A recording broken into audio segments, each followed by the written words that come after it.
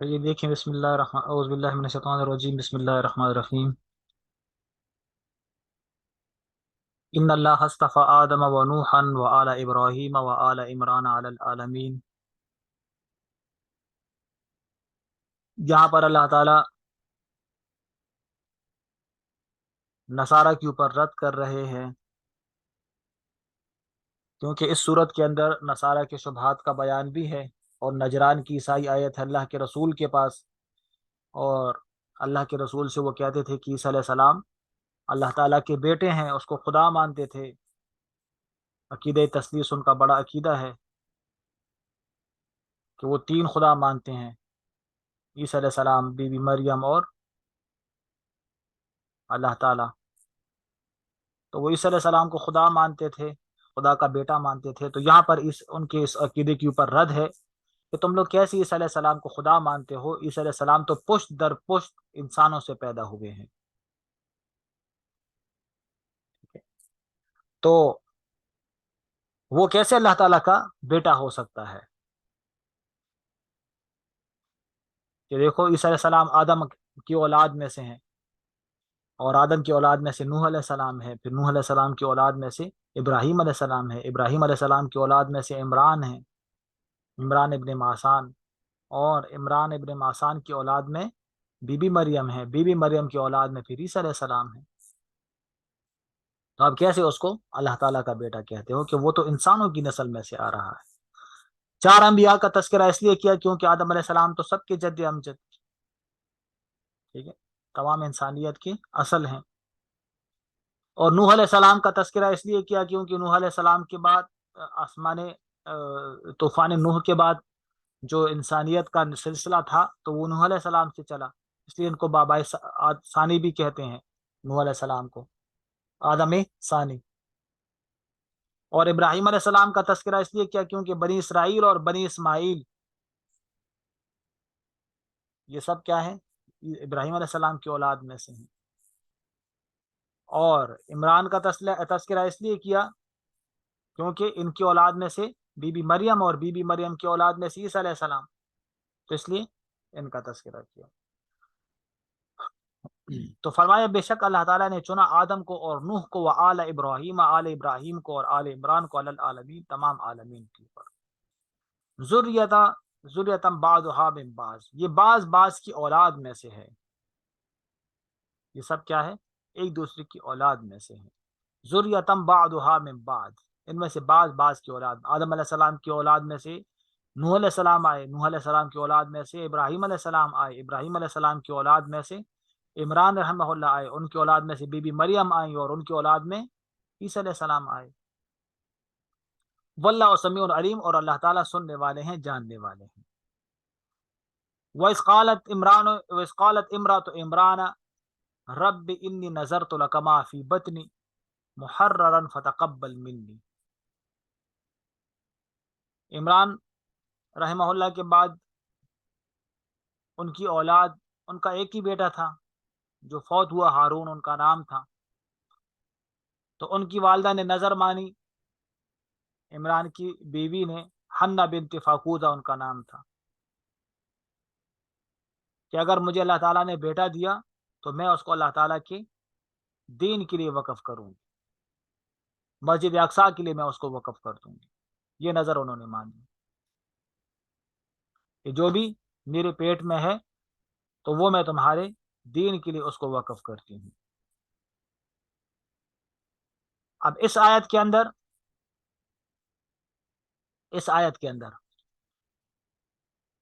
Be be مریم اور اس کی والدہ کی ابدیت اور عجز کا بیان ہے،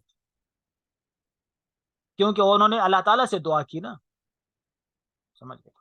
تو اللہ تعالیٰ سے دعا کی تو گویا کہ وہ اللہ تعالیٰ کے بندے ہیں، اللہ تعالیٰ کے سامنے عاجز ہیں، اللہ تعالیٰ کے لیے نظر مانی تو اللہ تعالیٰ کے لیے عاجز ہیں، سمجھ گئے؟ تو اس آیت کے اندر اللہ تعالیٰ نے ان کی والدہ کی، ان کی نانی یعنی کہ عیسیٰ علیہ السلام کی نانی اور بی بی مریم کی عجز کا بیان کر رہے ہیں، اور دوسرا نظر کا بیان کر رہے ہیں کہ نظر اگر کوئی مانے تو اللہ تعالیٰ کے نام کی نظر ہونی چاہیے، ٹھیک ہے، غیر اللہ کا نظر جائز نہیں ہے۔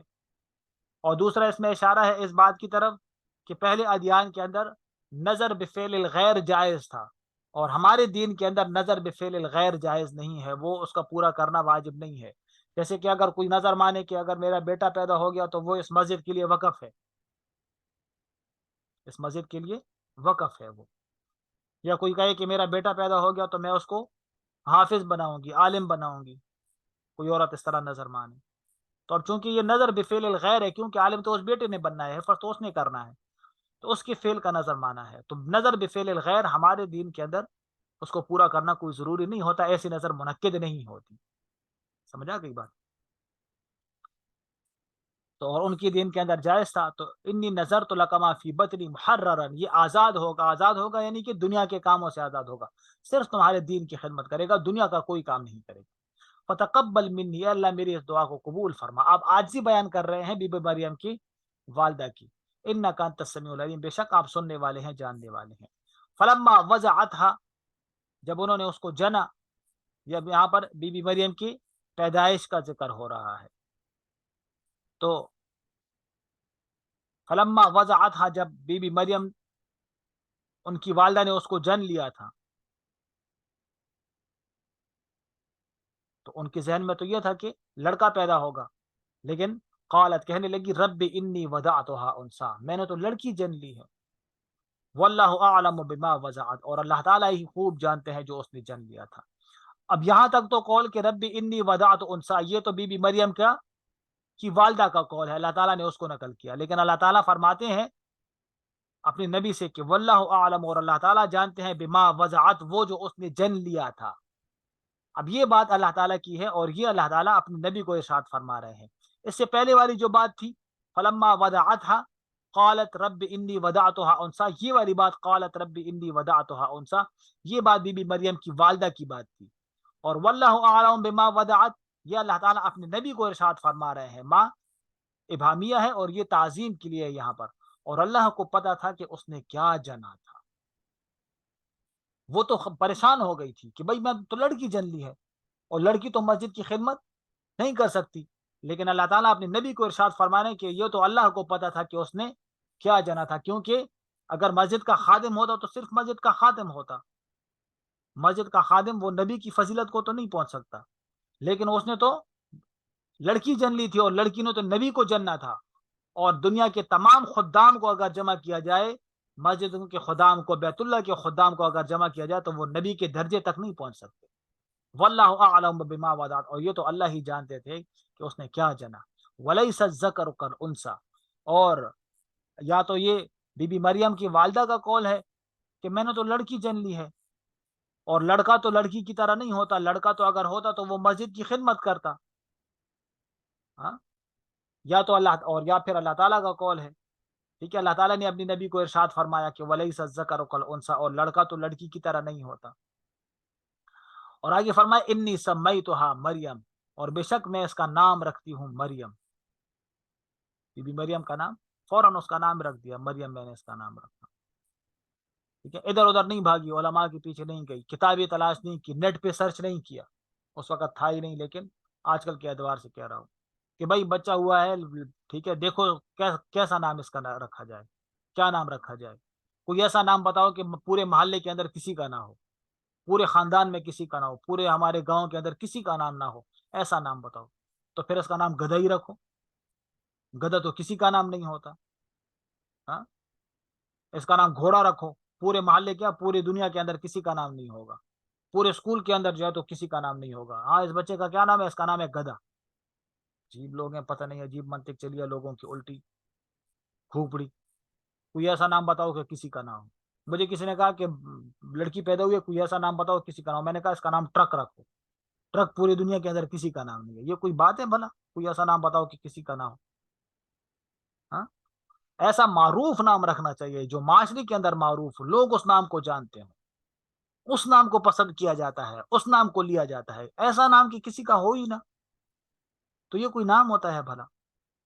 ایسے ناموں کے پیچھے پڑھنے والا پھر بعد میں پریشان ہوتا ہے، ٹھیک ہے، بعد میں ایک نے اپنی بچی کا نام رکھا علیہا، اب علیہا دیکھو علیہا کا کیا معنی آتا ہے،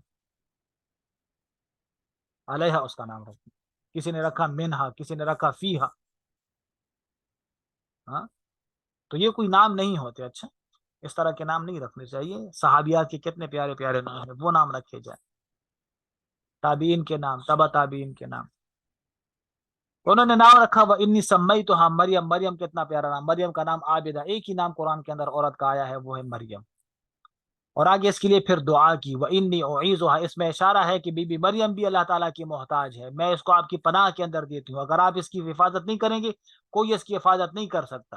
تو اس کا پتہ چلا کہ بی بی مریم خدا نہیں ہے، خدا کی بیوی نہیں ہے، وہ اللہ کی بندی ہے. اس لیے فرمایا انی اعیذھا بک، میں اس کے آپ کو پناہ کے اندر دیتی ہوں. وذریتھا، اور جو اس کی اولاد ہوگی عیسیٰ علیہ السلام اس کی اولاد میں آئیں گے تو وہ بھی آپ کی پناہ کے اندر دیتی ہوئی. تو اس سے اشارہ ہوا، اس میں اشارہ ہوا اس بات کی طرف کہ اللہ، اس کی والدہ نے دعا کی کہ اس کو بھی آپ کی پناہ میں دیتی ہوں، اس کے بچے کو بھی آپ کی پناہ کے اندر دیتی ہوں.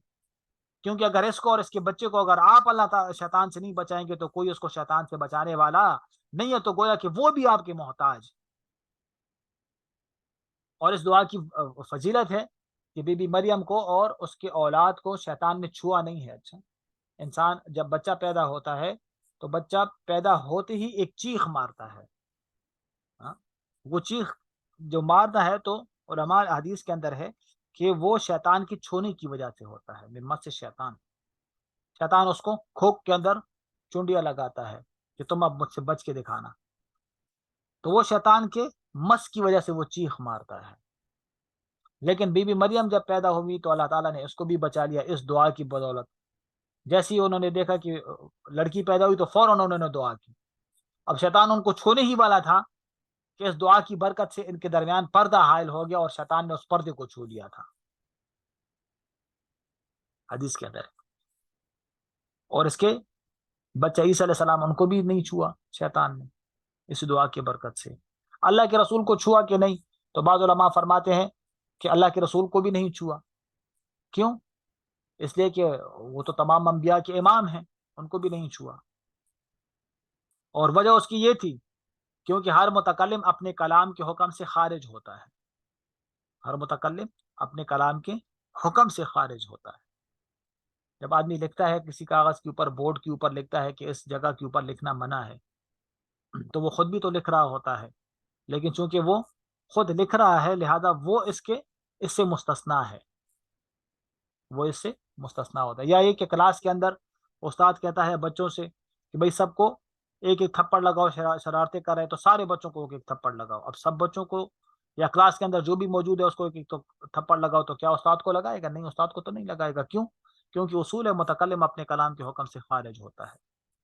سمجھا کئی بات؟ تو اس لیے اللہ کے رسول نے چونکہ یہ ارشاد فرمایا تھا تو اللہ کے رسول بھی اپنے کلام کے حکم سے خارج ہیں. اس لیے اللہ کے رسول کو بھی یہ فضیلت حاصل ہے کہ شیطان نے ان کو بھی نہیں چھوا. تو یہ دعا انہوں نے کی تو فتقبلها ربها بقبول حسن. اللہ تعالیٰ نے ان کی دعا کو اچھے انداز کے اندر قبول کر لیا تھا. کن کی دعا کو؟ بی بی مریم کی دعا کو اللہ تعالیٰ نے اچھے انداز کے اندر قبول کر لیا تھا. بقبول حسن. جب وہ پیدا ہوئی تو وہ اللہ تعالیٰ وہ لے گئی اپنی بچی کو، مسجد اقصیٰ پہ لے گئی، اور وہاں پر جو ہے سارے خدام وہاں پر موجود تھے. زکریا السلام بھی وہاں پر موجود تھے. ان سے کہا کہ بھائی آپ لوگ خدام ہو، آپ کے پہلے امام تھے عمران ابن ماسان، تو وہ تو فوت ہو گئے. میں نے سوچا کہ اس کا بیٹا ہوگا، بیٹا اس کا ہوا نہیں، یہ بیٹی ہوئی ہے. میں نے کہا کہ میں اس کو مسجد کے لیے وقف کروں گی، اب کوئی ہے نہیں لہذا آپ لوگ اس کی کفالت کرو. تو سب خوش ہو گئے کہ بھائی ہمارے امام کی بیٹی ہے، سعادت ہے ہمارے لیے، ہم اس کی کفالت کریں گے. تو ہر ایک نے کہا کہ میں کروں گا. جھگڑا پیدا ہو گیا. تو اللہ تعالیٰ نے بھائی کی کہ بھائی اس کے اندر قرآ ڈالو. اللہ تعالیٰ نے ان کے دلوں میں بات ڈال دی کہ قرآ ڈالو. اور قرآ کیا تھا کہ اس کے ساتھ نہر تھی، نہر کے اندر اپنے قلم، جس قلم کے ساتھ وہ لکھتے تھے، قلم نہر کے اندر ڈال دو. جس کی قلم ٹک گئی، رک گئی پانی کے اوپر، تو اس کو اس کی پرورش کا حق حاصل ہوگا، اور جس کی قلم کو پانی بہا کر لے جائے اس کو پرورش کا حق حاصل نہیں ہوگا. سب نے کلمے ڈال دیے، سارے کلمے بہہ پڑی.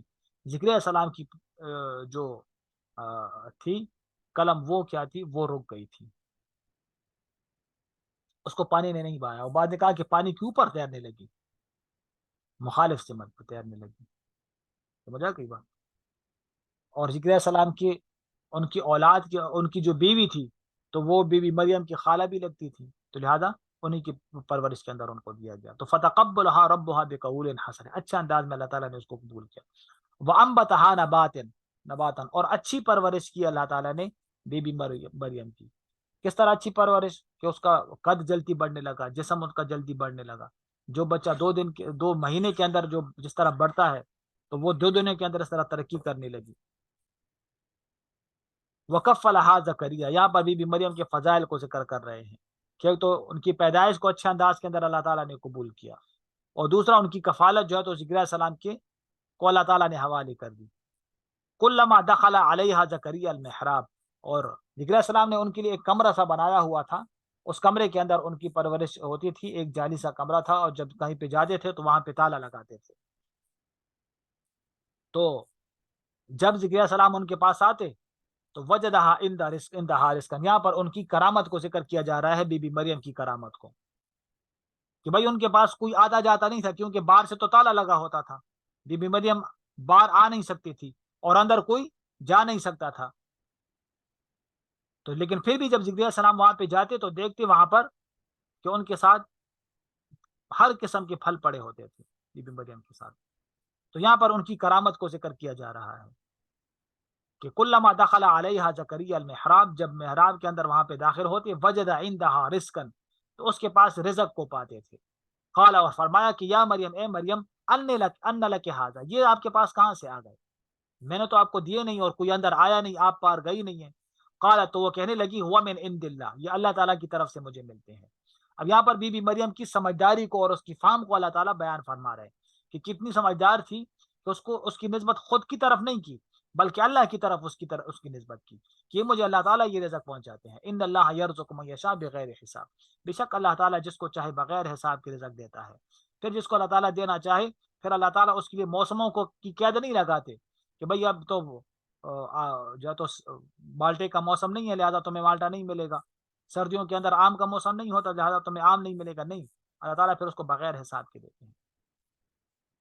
ہنالک دعا زکریا ربہ، پھر وہاں پر جب دیکھا کہ بھئی اس کو بے موسم پھل ملتے ہیں، تو پھر ٹھیک ہے، اولاد بھی تو اللہ تعالیٰ کی طرف سے ایک پھل ہے، اس کے لیے بھی تو موسم شرط نہیں ہونا چاہیے، اللہ تعالیٰ اس کو بے موسم قدرت دینے کے اوپر قدرت رکھتے ہیں، تو مجھے بغیر عمر کے اللہ تعالیٰ مجھے اولاد بھی دے سکتے۔ اس وقت 120 سال عمر ہو گئی تھی ان کی۔ تو وہاں پر زکریا علیہ السلام نے دعا کی، قال رب حب لی من لدنک ذریۃ طیبۃ، اے اللہ مجھے بھی اپنی طرف سے ایک اچھی اولاد عطا فرما، آپ تو دعاؤں کو سننے والے ہیں۔ فنادتہ الملائکہ، تو وہاں پر فرشتے نے ان کی دعا کو قبول فرمایا اللہ تعالیٰ نے، اور فرشتے نے آواز دی، وہو قائم یصلی فی المحراب، اور وہ محراب کے اندر نماز پڑھ رہے تھے۔ کیا دعا دی؟ ان اللہ یبشرک بیحییٰ مصدقا بکلمۃ من اللہ، کہ بے شک اللہ تعالیٰ تمہیں خوشخبری دیتا ہے یحییٰ کی، تو تمہارا بیٹا پیدا ہوگا اور اس کا نام یحییٰ ہوگا۔ بیٹے کی خوشخبری بھی دی اور نام بھی اس کا رکھا یحییٰ، اس سے پہلے یحییٰ نام کسی کا بھی نہیں تھا، اللہ تعالیٰ نے ان کا نام رکھا، تو یحییٰ نام اللہ تعالیٰ نے رکھا۔ مصدقا، جو تصدیق کرے گا بکلمۃ من اللہ، اللہ تعالیٰ کے کلمہ کی، کلمہ کی تصدیق کرے گا کا مطلب کیا؟ کلمہ سے مراد عیسیٰ علیہ السلام، کیونکہ عیسیٰ علیہ السلام کو کلمۃ اللہ کہتے ہیں، اللہ تعالیٰ نے ان کو کلمہ کن سے پیدا کیا، ہاں، تو اس لیے فرمایا کہ وہ کلمہ اللہ تعالیٰ کے کلمہ یعنی عیسیٰ علیہ السلام کی تصدیق کریں گے، لوگ ان کی مخالفت کریں گے، لوگ ان کی دعوت کو ٹھکرائیں گے، یہ ان کی تصدیق کریں گے کہ بھائی ان کی بات حق سچ ہے، ان کی بات کو مان لو۔